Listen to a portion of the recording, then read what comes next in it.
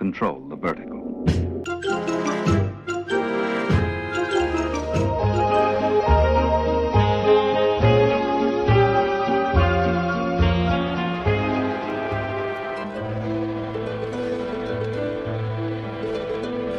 Welcome to Anthologic, the TV anthology podcast. I am your host, Mark. Anthologic is a podcast dedicated to exploring the good, the bad, and the odd of horror, science fiction, and the best of mystery suspense anthology shows and series on TV.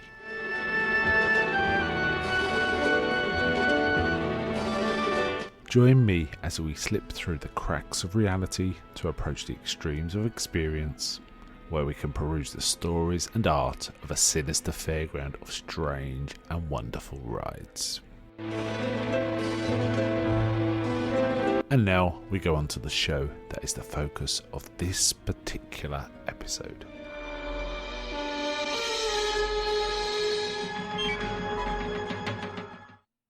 Welcome to this episode of Anthologic with your host Mark. Today we are talking about an episode of The Outer Limits. It's that time. This was from season 1, episode 28. It's called The Special One, directed by Gerd Oswald, written by Oliver Crawford. Cinematography by Kenneth Peach. It was the 31st in production, but it aired as the 28th episode, and it originally aired on April the 6th, 1964. This one is an interesting one because it's kind of a metaphor, I think. Essentially, a family, a very average suburban family whose son is in like a special program for gifted kids. They get approached by a man who claims he's from the government to offer special tuition. Now we do see as a pre-credit sequence him doing this with another family, but forced the father who has interviewed the work out, mesmerising him to jump out the window. So that's kind of a setup.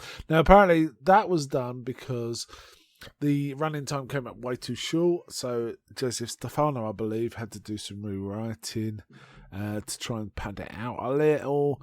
And there was also some slow motion towards the end to sort of extend the running time, which worked really well for me. Apparently Joseph Stefano didn't like it, but I thought it was pretty effective.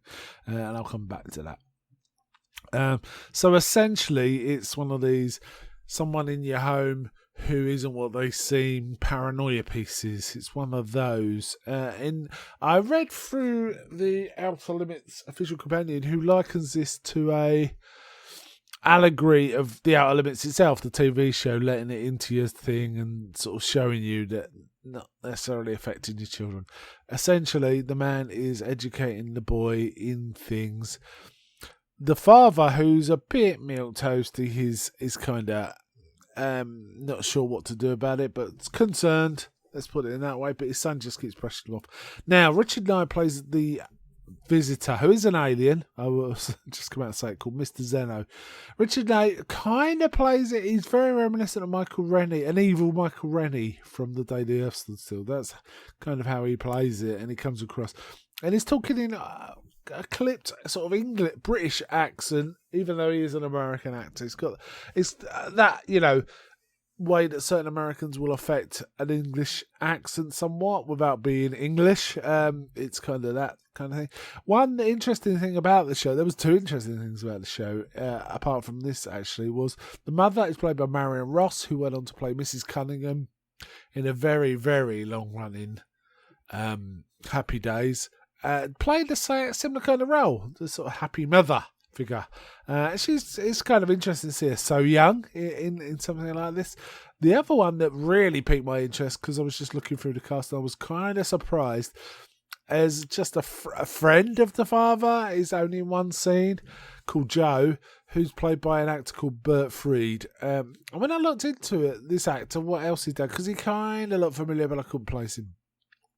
He was the actor who first portrayed the character of Lieutenant Columbo, which blew my mind, really, in 1960, because Columbo was 72 onward. The main show, the Peter Falk show, is something we all kind of a lot of people know, aired from 72 onwards, but he actually was in a standalone episode of an anthology series called I think it was called the Chevy Mystery Hour. And I think I'm going to have to do that one. I'm going to have to come back to that one. It aired in 1960 in an episode called Enough Rope. If I can dig that out, I may well cover that real soon. Even though it's not quite in our wheelhouse, it's a mystery one, so it's just about in there. And it won't be the first episodes in the series, unless I'm very lucky. But even so, I think the cultural interest in that, it makes it worth digging out. In fact, I also found another actor also play Columbo a few years later, I think on stage, before it settled on a regular TV series with Peter Falk. Kind of interesting. He doesn't appear very, very, very long there. It appears in one scene with the father sort of talking about the programme, and the father's Mr. Benjamin, Roy Benjamin, is kind of expressing his concern to his friend. And the guy says, if it were my son, I wouldn't let him do it. And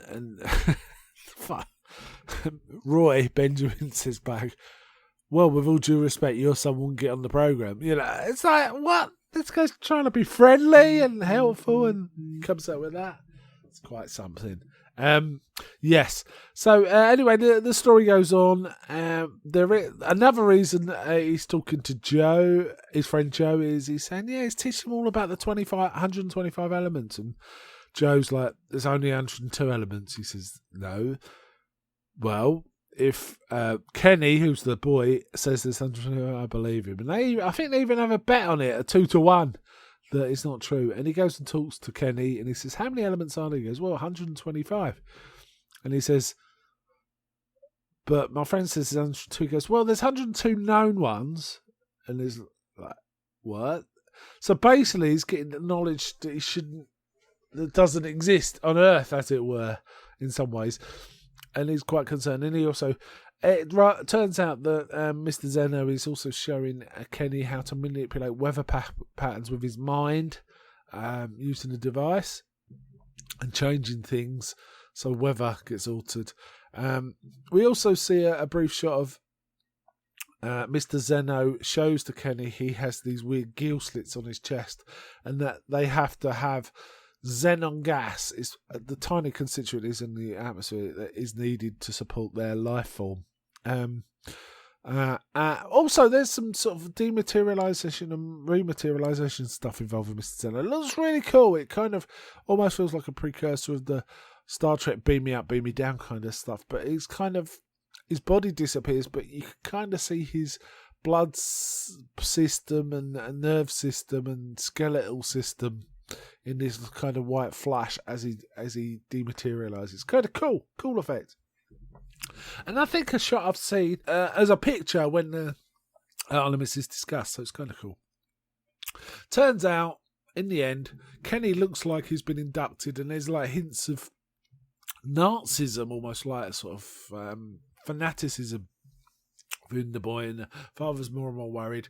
But it turns out Kenny's a good lad, and all along he was fooling Mr. Zeno to get information to figure out how to combat him. And he turns the tables and uses the machine that does weather to suck all the xenon out the air, which starts to kill Mr. Zeno. And one of the things they do to represent this machine working is almost like, it looks like snowflakes or feathers in the air. And that kind of happens, kind of superimposed.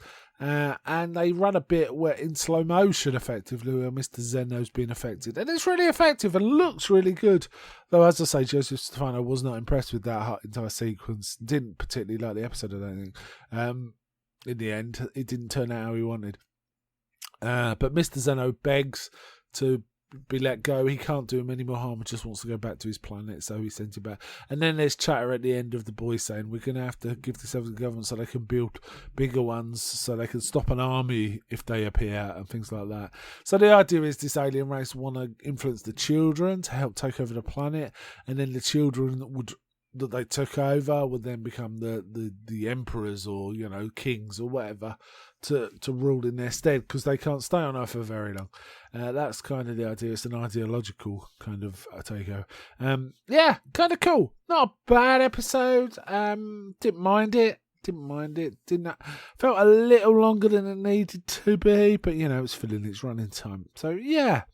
So nice to see Marianne Ross and, like I say, Bert Freed who went on to do the first iteration before this episode, I should say, of Columbo. It's kind of interesting. Richard Nye, Mr. Zeno, was okay as well. I thought he was okay, doing his kind of Michael Rennie kind of impression of an alien form.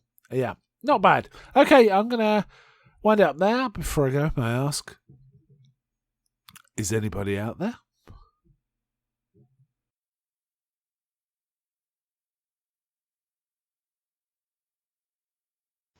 I'm not.